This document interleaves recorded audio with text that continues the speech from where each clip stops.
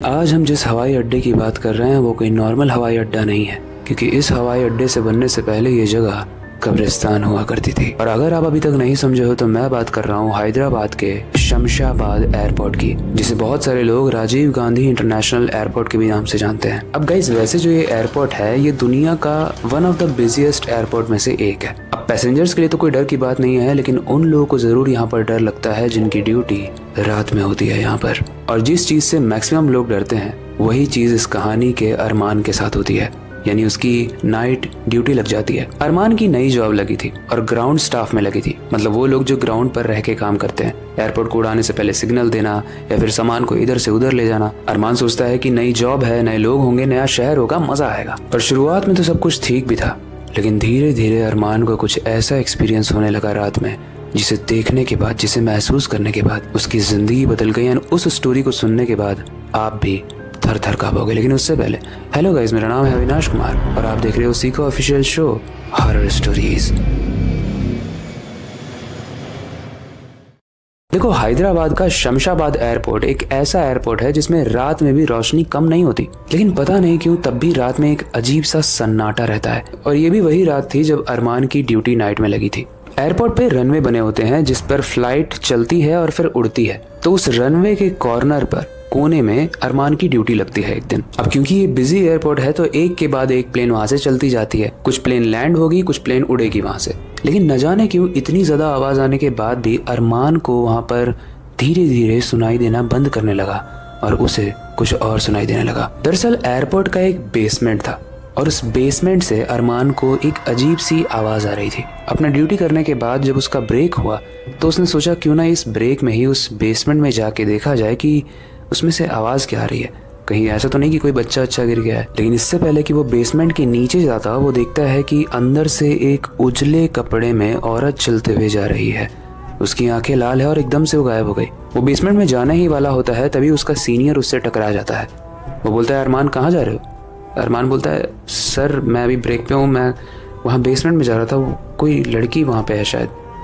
वो सीनियर उससे बोलता है, अरमान उसको देखना मत, वो एक हॉन्टेड जगह है। उसने अपने सीनियर से बोला कि सर आप ऐसे क्यों बोल रहे हो, ये भी हो सकता है कि कोई इंसान भटक के वहाँ पे आ गया हो या फिर शायद कोई दिमाग से सही ना हो वो आ गया हो वहाँ पे, हमें उसकी हेल्प करनी चाहिए। उसका सीनियर बोलता है, अरमान जो कह रहा हूँ ध्यान से सुन, अंदर मत जाना। अरमान बोल तो देता है कि ठीक है, लेकिन अब वो वेट कर रहा होता है सीनियर के जाने का।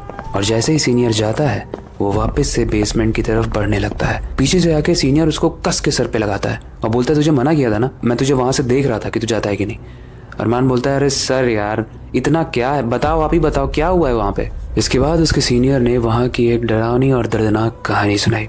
देखो गाइस, जब ये शमशाबाद एयरपोर्ट बन रहा था तो उससे पहले यहाँ पर बहुत प्रोटेस्ट हो रहे थे, बहुत सारे धरने किए गए थे। ऐसा माना जाता है कि जब एयरपोर्ट बनाने के लिए जमीन ली गई थी तो वहाँ पर पहले कब्रिस्तान हुआ करता था। और कब्रिस्तान में क्या होता है ये तो हम सभी जानते हैं, मरे लोगों को उसमें गाड़ा जाता है। और इसी कब्रिस्तान वाली चीज से सबसे ज्यादा प्रॉब्लम हो रही थी उन फैमिली मेंबर्स को जिनके घर के लोग उसमें दफन है, क्योंकि एक कनेक्शन सा बन जाता है ना कि यहाँ पर हमारे पिता, माता या फिर दादा या कोई भी भाई बहन दफन है। तो ऐसी जमीन पे एयरपोर्ट बनना उनको पसंद नहीं था, इसलिए वो लोग धरना कर रहे थे। लोगों ने बहुत अपोज किया, बहुत भूखे रहे, लेकिन उनकी बात कोई नहीं सुना। वहाँ की सरकार ने उनकी बात नहीं सुनी। 2-3 लोग तो भूख से बेहोश भी हो गए थे, लेकिन इसके बाद भी उनकी बात नहीं सुनी गई। लेकिन वहाँ के कॉन्ट्रैक्टर एयरपोर्ट का काम तब तक शुरू नहीं करवा पाते जब तक ये सारे ही लोग जो सामने बैठे रहते हैं वो हट नहीं जाते।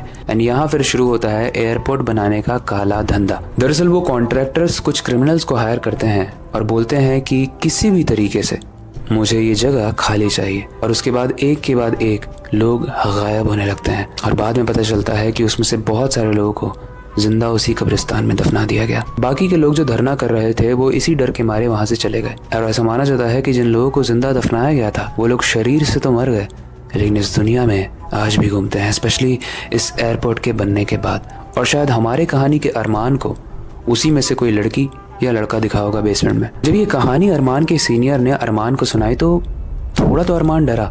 उसने बोला कि अच्छा हुआ आपने बता दिया, मैं तो अभी अंदर जाने वाला था। लेकिन हेयर इज द ट्विस्ट, क्योंकि ये बात उसने बस अपने सीनियर से बचने के लिए कही थी। उसके मन में अभी भी वो सफेद साया घूम रहा था। ऐसा बोला जाता है ना कि इंसान को जो चीज मना की जाती है इंसान अक्सर वही चीज करता है। और शायद हमारी कहानी का अरमान वही चीज करने वाला था। लेकिन इससे पहले कि वो बेसमेंट की तरफ वापस जाता, वो देखता है कि वो औरत अब इस रनवे पे खड़ी है, यानी वो रनवे जिस पर एयरप्लेन उड़ती है। वो सफेद साड़ी में खड़ी है लेकिन उसके पैर नहीं है। वो अरमान को देख रही है लेकिन उसकी आंख नहीं है और उसके बाल पूरे हवा में बिखरे हुए हैं। अरमान बहुत तेज से चिल्लाता है और अपने सीनियर की तरफ भागता है और अपने सीनियर को बुला के वो जैसे ही दिखाता है वो औरत गायब हो चुकी थी। अब वो औरत तो नहीं दिख रही थी, लेकिन सीनियर ने उसे बस इतना बोला कि अगर वो तुझे दिख रही है तो वो कुछ दिन तुझे दिखेगी और अगर तू उसे सही इंसान लगता है तो वो तुझे तंग नहीं करेगी। अरमान की हालत टाइट होगी। वो बोला, सही इंसान क्या भाई, हम यहाँ पे काम करना है, मरने के लिए नहीं आए, और वो डिसाइड करेगी कि हम सही इंसान है या नहीं।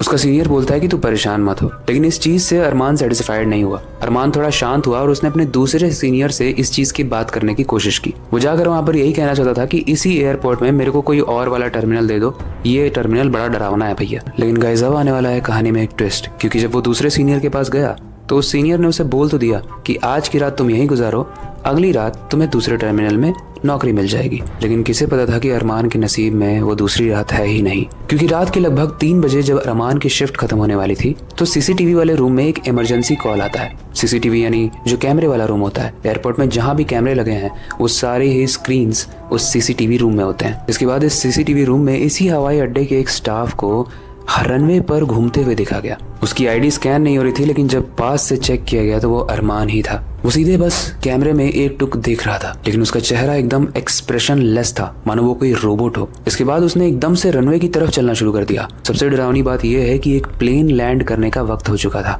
यानी एक प्लेन थी जो आसमान में थी और उसी रनवे पे लैंड करने वाली थी, और ये तभी उस रनवे पर दौड़ रहा था। उसके दोनों ही सीनियर्स ने अभी कुछ देर पहले ही अरमान से बात की थी, तब तक वो ठीक था लेकिन डरा हुआ था, और अब वो देख रहे हैं कि वो पागलों की तरह बस रनवे पे भाग रहा है जहाँ पे उसकी जिंदगी खत्म हो सकती है। उसके बाद तभी उस स्क्रीन पर देखता हुआ एक सीनियर बोलता है कि वो देखो, एक उजला कपड़ा भी दिख रहा है अरमान के पीछे। तो उनको समझ में आ जाता है कि शायद ये वही आत्मा है जो अरमान के ऊपर हावी हो गई है। गाइस, ये आत्मा एक ऐसी आत्मा थी जो जितना डरो उतना ज्यादा तुम पे हावी होती थी।